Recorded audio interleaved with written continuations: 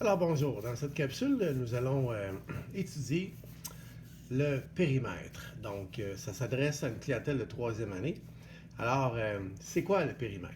Bien, justement, pour ne pas mélanger l'air et le périmètre, c'est important de comprendre un petit peu le mot, ce qu'il veut dire.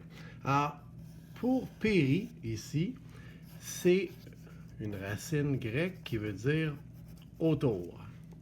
Et mètre, ça vient de métros, qui veut dire mesure. Donc, c'est quoi le périmètre? C'est la mesure autour d'une figure. Donc, prenons un exemple concret en cette période de coronavirus. Donc, par exemple, une boîte de mouchoirs. Alors, j'ai une boîte de mouchoirs. J'aimerais connaître le périmètre de cette boîte-là. Alors, qu'est-ce que je vais faire? Je vais d'abord identifier de quelle forme il s'agit. Alors, dans ce cas-ci, c'est un rectangle. Si j'ai à faire un rectangle, bien, je sais que la longueur de ce côté va être égale à celle-ci et la longueur de ce côté va être égale à celle-ci. Donc, je mesure un côté. Alors, j'obtiens ici la mesure de 8 pouces et 7 huitièmes. Alors, grosso modo, qu'est-ce que ça veut dire? 8 pouces et 7 huitièmes, c'est 8,875 pouces. Bon, là, tu vas me dire, mais c'est quoi cette unité de mesure-là, le pouce? C'est une ancienne mesure impériale qu'on utilise encore beaucoup dans le domaine de la construction. Alors, si tu remarques, justement, j'ai utilisé un gallon à mesurer que les contracteurs en construction et les gars de charpente utilisent régulièrement tous les jours.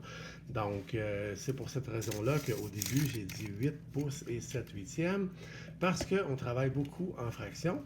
Mais nous, en troisième année, on a vu les nombres décimaux. Donc, on va prendre pour acquis que c'est 8,875.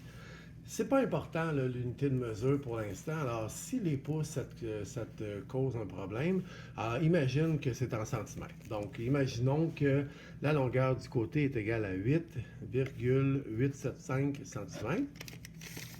Et je regarde de ce côté ici. Donc, la largeur, c'est égal à 4 pouces, disons, et un 8. Donc, 4,125. Donc, comme je t'ai dit, la mesure qu'on a trouvée, c'est 4 pouces, 125. Mais pour que ça soit moins mélangeant pour toi, on va prendre pour acquis que c'est 4 cm, 125. Donc, j'ai trouvé la longueur, j'ai trouvé la largeur. Comme j'ai 4 côtés et dans le fond que j'ai une paire de côtés égales et une autre paire de côtés égaux, donc, je vais additionner.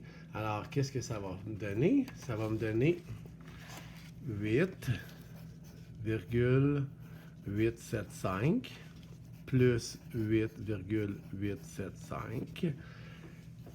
Ici, je fais 5 plus 5, ça fait 10. 7 plus 7, ça fait 14. Plus 1, ça fait 5, ça fait 15. Donc, je retiens 1. Ici, ça me fait 8 plus 8, 16. Plus 1, 17.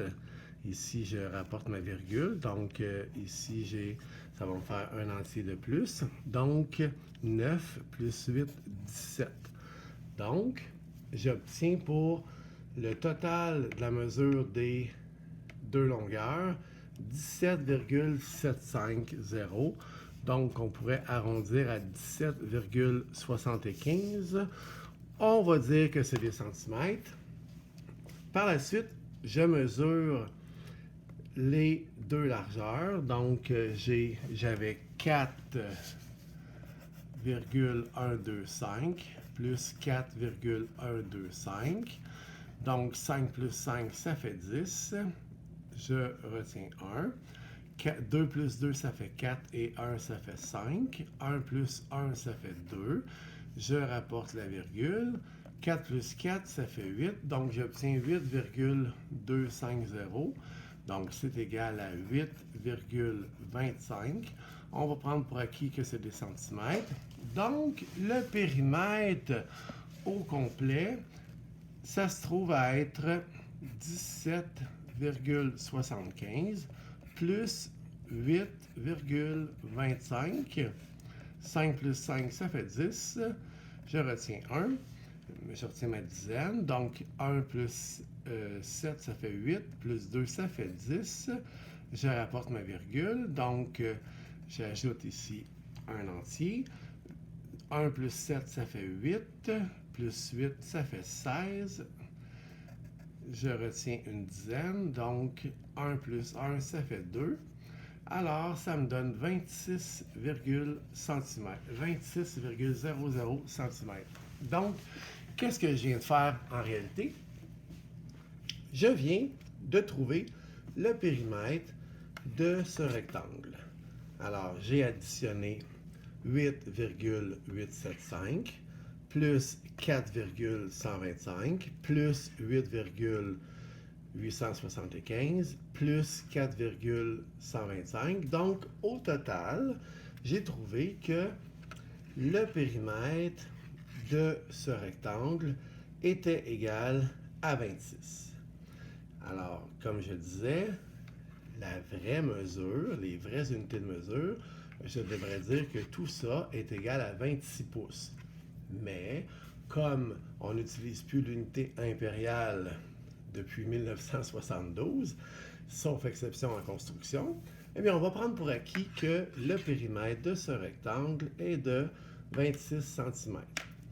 Bon, tu peux toujours te dire, oui, mais à quoi ça sert de connaître le périmètre? Bien, imagine que si, pour cette boîte de mouchoirs, tu avais à construire un mur, parce que, par exemple, tu aurais une construction à faire en or plastique, tu voudrais venir glisser un mur ici, bien, tu pourrais en connaissant le périmètre, tu pourrais savoir exactement la quantité de papier que ça va te prendre pour faire une clôture ou faire un mur autour de, de cette boîte de mouchoirs-là.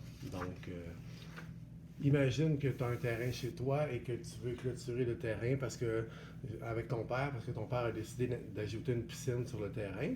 Eh bien, pour clôturer la cour arrière, bien, on va devoir connaître le périmètre parce que ça va te permettre de connaître la longueur totale de clôture que tu auras besoin. Donc, sur ce, eh bien, bonne pratique. Et si jamais tu as une confusion avec l'air, eh bien, je t'invite à consulter la vidéo que j'ai faite concernant l'air avec les carrés Lint et tu pourras de cette façon-là bien distinguer la différence entre la mesure du périmètre qui est autour de la figure alors que l'air se concentre à l'intérieur de la figure, c'est le calcul de la surface. Sur ce, eh bien, bonne pratique!